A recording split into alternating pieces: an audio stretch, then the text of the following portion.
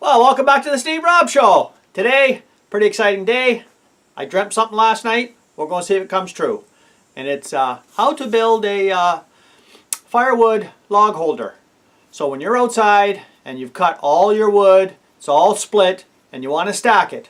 Well, this is an idea that I come up with myself. And let's see if dreams come true. Well, let's start right here. We got two 2x6s and three 2x4s. They're both 8 foot long. And I'm going to cut these up, and we're going to get to it, and I'm going to see if this idea actually works as good as I dreamt it would. Well, let's start to it. Let's cut these in half. This is 8 foot long. We're going to cut it right at the 4 foot mark.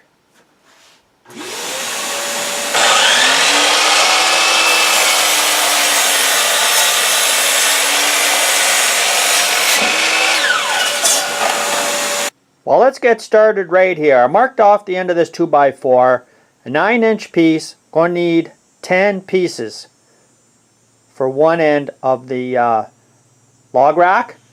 And then we'll move over here, and I've lined this all up here. And you can see where I'm going to have a 2x4 in here, a space, a 2x4 in here. And if you take a look, I've done the math, and it's 11 inches from the center of the first one to the center of the next one as we go along. So you stay on one side and you work yourself all the way to the end. But on the last one here, it's 10.5, which is fine. So as you can see where all the marks are, that's where the 2x4 goes, and this is where the spaces are.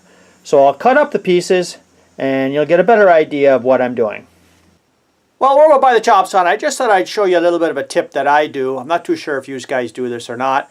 But when you got to cut like a lot of repeat cuts, I don't like fastening anything to my chop saw table. I find it binds. I don't like doing that. So I'll show you what I do when I'm doing multiple cuts. And it doesn't really have to be that accurate. Not in this particular situation. So I'll show you the chop saw table and what I do. Okay, so here we are here. We got our piece of wood, and you can see it's got to be cut off at the 9 inches. And I just put the blade down and I measure over here with my tape measure. Measure it off 9 inches and just scribe it with a pencil. And you can always take that pencil mark off. It comes off very easily, but it stays there for the whole time no matter how many cuts you want to do. I mean, you have to rub on it pretty good. I usually just use a little bit of thinners to get it off. But for me, that's a good little tip for making multiple cuts. So let's get cutting and we'll come back. Well, as you can see, I've got the pieces all cut. There's 10 pieces. And you see the piece sitting on top there? And that little block right there, that was left out of the whole 8 foot length of 2x4, which is perfect, so there's hardly any waste. And I hope you can see what I'm doing here. And maybe you can't. But you're going to have to make sure that before you fasten this in, that every one of these is sitting flush and exactly the width of a 2x4, which is 3.5 inches from here to the end, because I will be putting a 2x4 across the whole side on this side here. So I hope you get a better idea exactly of what I'm doing, and I'm not too sure if you do, but yeah, it's all coming together. I think it's going to be pretty good, and I'll bring you back when I got more done. Well, what we're going to do now is I'm going to show you how I'm going to fasten them, and I'm going to use my air nailer. And you can use screws, or you can just use a hammer and nails, and that should work out fine. I'm not going to glue mine. I'm just going to put it in as is, and I think that should be fine. I'll bring you down and I'll show you exactly what I'm doing. And remember, you have to make sure that the block of wood that's hanging out the bottom is, make sure that it's a little on the loose side. You don't want to be having it too tight, because there's a purpose for it. Okay, so as I was saying, you want to make sure that your block of wood is a little on the loose side. You do not want it to have it too tight, because if you have it too tight, it's going to cause a problem. So we'll fasten it down. I'll show you how I'm going to fasten it down, and then I'll do all the rest, and then I'll bring you back after. Okay, so the distance between here and here is just a shade over a 2x4, which is 3.5. So let's just fasten these in here.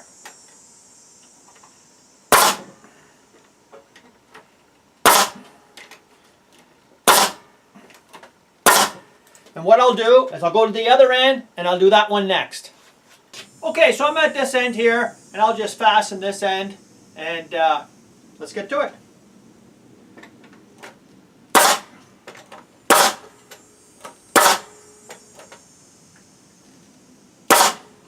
Okay, so what I'm going to do now to make things a lot easier is put the bottom board on next, and then all the other ones will have an automatic stop to set the depth. Okay, so as you can see, this is just a 2x4 just ripped right in half, and we'll just fasten it on.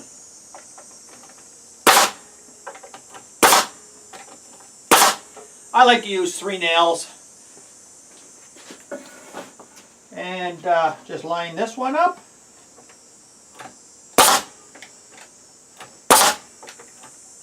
Like I say, guys, screws is fine. If you want to glue it, that's fine too. So let's move on to the next part. Well, I decided to put some clamps on it there, make it a lot easier to nail.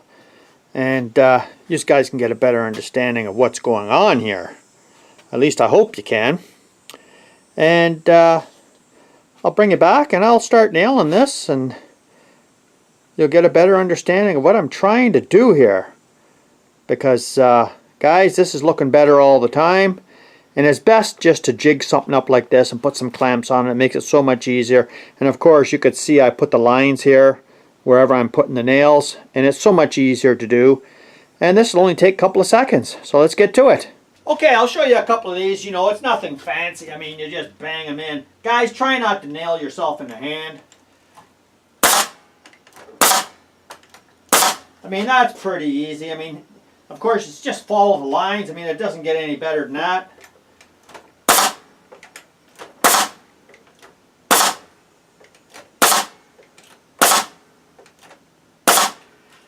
Okay, so there we go. I'll bring you back when I got more done. Okay, so I got this all lined up here, ready to go, and we'll just finish nailing it off, and I'll show you the Bostitch nailer in action. And it makes it so much easier. Like I say, screws would just be fine.